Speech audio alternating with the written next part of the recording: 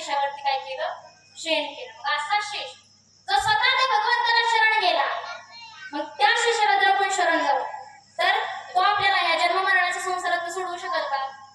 नाही सोडवू शकणार. आता मृत्यूलोकाचं काय म्हणणं आहे, तर मृत्यूलोक कसं आहे, अगदी नावाप्रमाणेच मृत्यूने भरलेलं आहे. हे एकदम सार्थ नाव आहे, कोकण नाही. नाहीतर नाव वाघमारे जुरा बघितलं की धोतर बोलले. मी वाघमोडे आहे बरं का, वाघमारे नाही, मी वाघमोडे नीट ऐका. असं कोकण नाव आहे, अगदी सार्थ नाव आहे. तिथं आलेल्या प्रत्येक जीवाला एक ना एक दिवस हा इहलोक काय करावा लागतो, सोडून जावा लागतोच. अरे तुमच्या आमच्या गोष्ट सोडून द्या, पण इथं जन्माला आलेल्या रामकृष्णाची श्री भगवान अशा अवतारी पुरुषांना सुद्धा हा इहलोक सोडून जावा लागला. तुमच्या आमची गोष्ट निराळीच आहे, तुम्ही आम्ही अज्ञानच आहे ना. इथं जन्माला आलेले राव रंक राजे महाराज कितीतरी होऊन गेले, उदंताची झाले, मरण गेले, हो रिया गेले, राव रंक कितीतरी होऊन गेले. पण हे लोक राजा महाराज आम्हाला सोडू शकत नाही. मग आम्हाला ज्या आईबाबांना जन्माला घातले ते आम्हाला या जन्ममरणात सोडू शकते का? अरे आई बाप, भाऊ बहिणी, नातेवाईक कोणी आपल्याला संसार दुःखात सोडवतील हे काळ तरी शक्य होणार नाही. उलट संसारात गुंतवून ठेवते, संसारात सोडवू शकत नाही. पण तुम्ही म्हणतात की आम्हाला संसारात सोडवू शकत नाही, पण त्यांचं जे आमच्यावर प्रेम आहे त्या प्रेमाचं काय? त्यांचं आमच्यावर प्रेम आहे, पण ते प्रेम कशासाठी असतं? स्वार्थापोटी. प्रत्येकाच्या भावना कशा स्वार्थापोटी प्रत्येकाच्या भावना आहेत, बरोबर का नाही? एखादा जीव दुसऱ्या जीवावर प्रेम करतो, तो कशामुळे? त्या पुढच्या जीवाकडनं या जीवाला काहीतरी स्वार्थ साधन घ्यायचं असतं, काहीतरी हेतू मिळत असतो म्हणूनसाठी त्याचं पुढच्यावर प्रेम असतं, त्याच्या पुढच्यावर माया असते. एखादा माणूस जर तरुणपणामध्ये आपल्या कुटुंबाची जबाबदारी बजावत असताना वारला तर घरात किती रडते ती, किती म्हणजे कोण काय जोडून घेते ती, कसलं रडते तर सांगायला किती रडते ती. का? तो माणूस गेला म्हणून. आपलं सर्वस्वी सुख गेलं, आता आपली जबाबदारी कोण घेणार ह्याच्यासाठी काय असतं, त्यांचं रडणं असतं.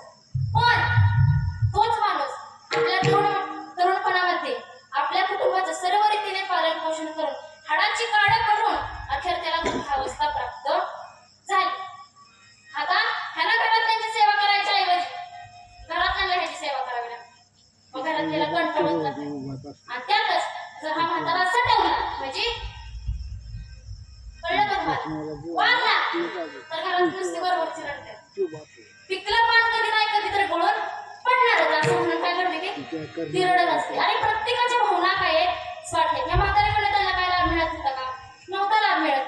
वाल्याकोळी किती पाप केलं त्यानं स्वतःच्या कुटुंबासाठी, किती पाप केलं. वाल्याकोळी काय करायचा, एका जंगलात उभा राहून रस्त्याला जाणाऱ्या प्रत्येक वाटसरूला मारायचा आणि त्याच्याकडे जे काय सोनं नाणं असेल ते घ्यायचं आणि आपल्या कुटुंबाचं काय करायचा, उदरनिर्वाह करायचा.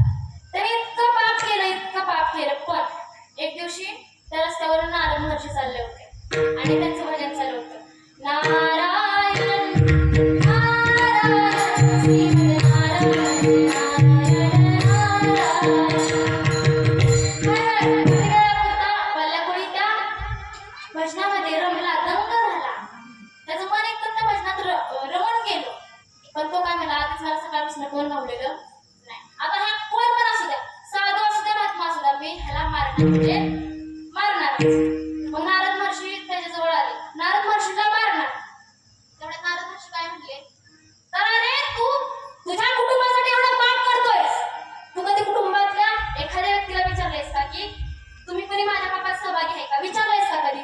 ते म्हणा की मी तुला फळा वेळा दिसायची का, दिसतोय का मी तुला फळा? मी इथं घरी विचारायला जातो ते इथनं चटकून जा म्हणजे झालं, कावरायच कमी जायचं, मी काय तुला फळा वेळा दिसायलो?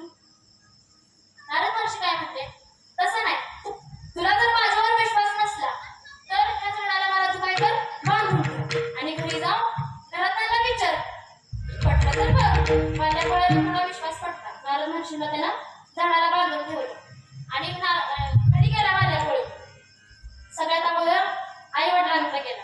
आई वडिलांना विचारलं की मी तुमच्यासाठी एवढं मोठं पाप करतोय, एवढं माणसांना मारण्याचं पाप करतोय, तुम्ही माझ्या पापात सहभागी होणार का? तर आई बाप काय म्हणले माहिती आहे का, जसं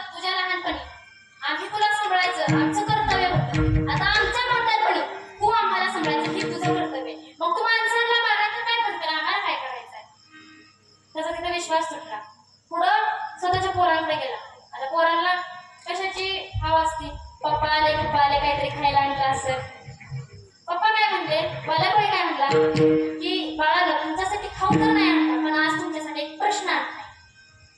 पोर म्हणते विचारा. मला कोणी म्हणला बघा बोला, मी तुमच्यासाठी एवढं मोठं पाप करतोय माणसाला मारायचं, तुम्ही माझ्या अर्ध पाप घेऊ शकता का? पोरं म्हणली तुमच्या आई बापानं जसं तुमच्या लहानपणी तुम्हाला सांभाळलं तसं आम्हाला तुम्ही सांभाळायचं तुमचं कर्तव्य आहे. मग तुम्ही तिकडे काय करता, आम्ही तुमच्या पापात सहभागी होणार नाही. शेवटची त्याची इच्छा राहिली बायको, शेवटची त्याची आशा राहिली बायको. कारण पुरुष मंडळांचा सगळ्यात जास्त विश्वास स्वतःच्या बायकोवर असतो. आज तुका नाही होय तरी म्हणा, नाही तर नाही तरी म्हणा. आता होय म्हणावं तरी अवघड, नाही म्हणावं तरी अवघड. शेवटची त्याची आशा राहिली स्वतःची बायको. पण त्याच्या बायकोला त्यात चालू होता नेमका विंच.